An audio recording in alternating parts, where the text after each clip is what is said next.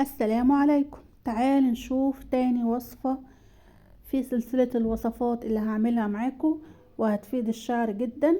كلها وصفات طبيعية موجودة في كل بيت.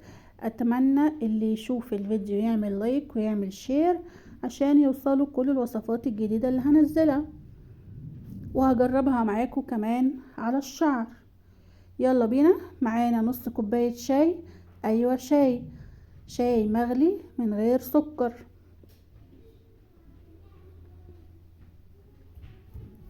المكونات كلها موجودة من البيت. تاني مكون معايا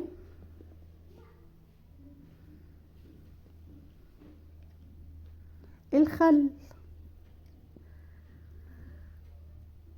ومعايا نص كوباية مية مغلية.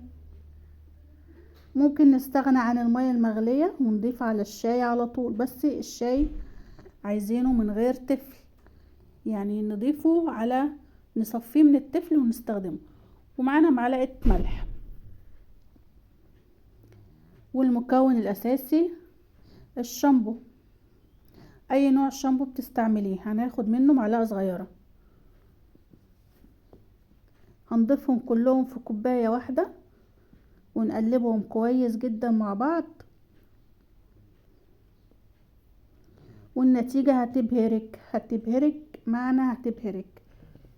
اتمنى اللي شاف الفيديو لحد هنا كده يعمل لايك ويعمل اشتراك ويعمل شير للفيديو او يحفظه عنده عشان ما تنسيش الوصفة وتعمليها وقت ما تكوني فاضية. انا قللت المية خالص عشان عايزة الشاي تقيل. هضيف عليها الخل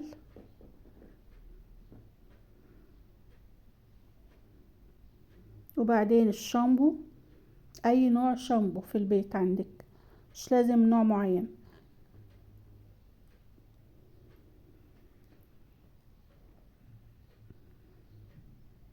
معلقة صغيرة قوي منه عشان بس يدي زحلقة كده وانت بتدلكي فروة الراس، وكمان بيديك ريحة حلوة تغطي على ريحة الخل.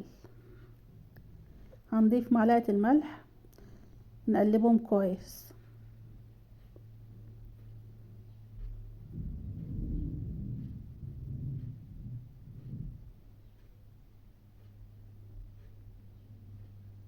هضيف عليهم الشاي.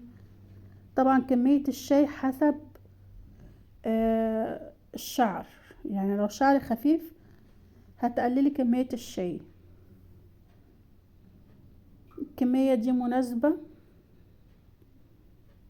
انك تدلكي بيها فروة راسك كلها. طبعا المية تكون مغلية وباردة. لو كترنا شامبو بقى عن كده الرغاوة هتلاقيها كتير وهتحتاجي بعدها انك تغسلي شعرك، انما الكمية القليلة احسن. هنا اهو الشعر قدامي، شايفين القشرة خفيفة كده. هدلكها بقى، هبل صوابعي بالمية وادخلها كده زي ما انتم شايفين. النتيجة في وقتها فعلا هتلاقي القشرة اختفت، هتنبهري. لو وصلتي معايا لحد كده اعملي لايك وشير واحفظي الفيديو، اي وقت تفتكري تعملي الوصفة. نتيجة في وقتها فعلا، نتيجة مبهرة. الوصفة دي تمشي عليها مرتين في الاسبوع، هتريحك من الحكة والقشرة اللي بتزعجنا جميعا. اشوفكم في فيديو تاني، الى اللقاء.